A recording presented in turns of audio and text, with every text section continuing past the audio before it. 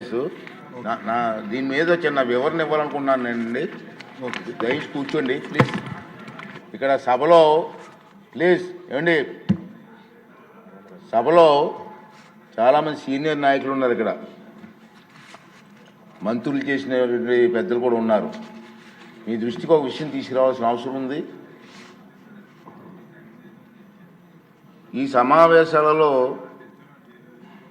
దురదృష్టవశాత్తు దాదాపు 25 ప్రశ్నలకు సభలో సమాధానం లభించలేదు. ప్రతిపక్షానికి చెందిన గౌరవ సభ్యులు ప్రశ్నలు వేస్తున్నారు, రావట్లే.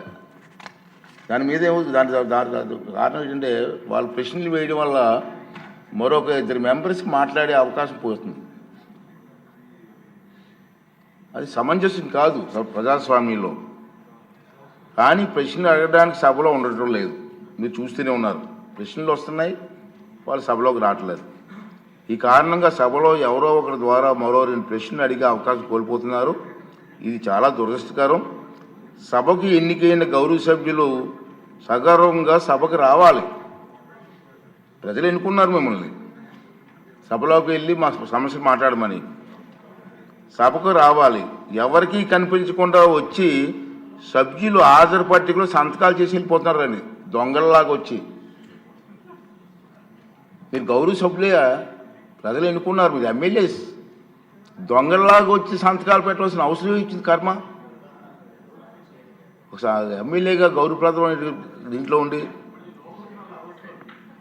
హాజరు పట్టికలో సంతకం చేసి సభకు ఆ మొహం చాటేయడం వారికి గౌరవాన్ని తగ్గించిందే తప్ప పెంచదని చెప్పి నా తాలూకు అభిప్రాయం. వీరిలో ముఖ్యంగా నా దృష్టికి వచ్చింది వై బాలనాగిరెడ్డి గారు, తాటిపర్తి చంద్రశేఖర్ గారు, రేగం లింగం గారు, మత్స్యలింగం గారు, విరూపాక్ష గారు, మత్స్యరాజ విశ్వేశ్వరరాజు గారు, ఆగిపాటి అమర్నాథ్ రెడ్డి గారు, దాసరి సుధ గారు. మనం చూసాం. మనం గవర్నర్ ప్రసంగం ముగిసిన తర్వాత అంటే ఫిబ్రవరి 24వ తేదీ తర్వాత వేరు తేదీల్లో ఫిట్నెస్ రిజిస్టర్లో సంతకాలు పెట్టేట్టు నా దృష్టికి వచ్చింది. అంత దొంగచాటును వచ్చి ఒక దొంగల మాదిరిగా సంతకాలు పెట్టవలసిన అవసరం లేదు. కానీ వారు ఎవరు కూడా నాకు సభలో కనిపించలేదు. సంతకాలు ఉన్నాయి కానీ సభలో కనిపించారండి మీకు ఎవరికన్నా? నాకైతే కనిపించలేదు. ఇది ఎంతవరకు సమంజసం వారే నిర్ణయించుకోవాలి. మనల్ని ఎన్నుకున్న ప్రజలు మనం ఆదర్శంగా నిలవాలి తప్ప ప్రజలకి, మీకు ఓట్లు వేసిన ప్రజలకి తలవంపులు తెచ్చేలే ప్రవర్తించకూడదని చెప్పి నా అభిప్రాయం. ఈ సభ ముందు పెట్టాలని చెప్పి నేను ఈ 2 విషయాలు మీకు తెలియజేస్తున్నానండి. ఇప్పుడు వారు వేసిన క్వశ్చన్ కూడా ఇప్పుడు మళ్ళీ పోస్ట్ రాలేదు కాబట్టి డీమ్ టు ఆన్సర్గా ప్రకటిస్తున్నాను. నెక్స్ట్ క్వశ్చన్ 551 మినిస్టర్ గారు ఫరూక్ గారు.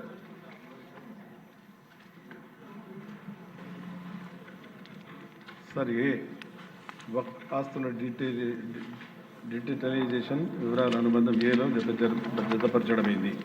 బి ఆక్రమణకు గురైన మరియు వాద్యరహిత ఆస్తుల వివరాలు అనుబంధం బిలో జతపరచడమైంది. సి ఆస్తుల పరిరక్షణ ప్రభుత్వం చేపడుతున్న కార్యాచరణ ప్రణాళిక అనుబంధం సిలో జతపరచడం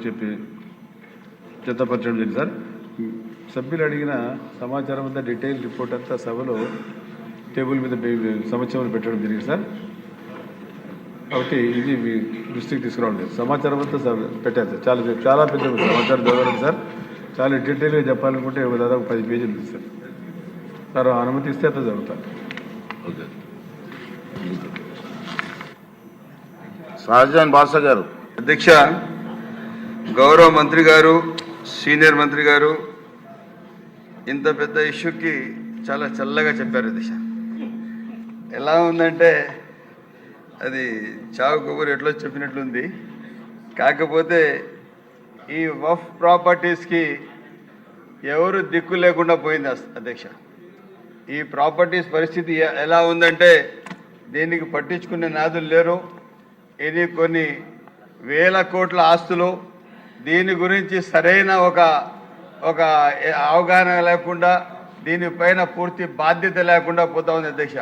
మీ దృష్టికి కొంచెం తీసుకుని కర్నూలు జిల్లాలో సర్వే నంబర్ 524లో దాదాపు 10 ఎకరాలు 40 సెంట్లు 500 కోట్లు కల్లూరు విలేజ్ కల్లూరు మండలంలో మిస్యూజ్ అయింది అధ్యక్ష. అదేవిధంగా దీంట్లోనే ఒక డెంటల్ కాలేజ్ ఉంది. అదేవిధంగా దీంట్లో ఒక వైఎస్ఆర్సిపి నాయకులు కె జయమ్మ అని ఆమె పేరుతో రిజిస్టర్ చేసుకోవడం జరిగింది అధ్యక్ష. ఇదే కాకుండా జులేఖా మస్జిద్ అని కర్నూలులో ఉంది అధ్యక్ష. దాదాపు ఈ జులేఖా మస్జిద్కి 200 ఎకరాలు భూమి ఉంది.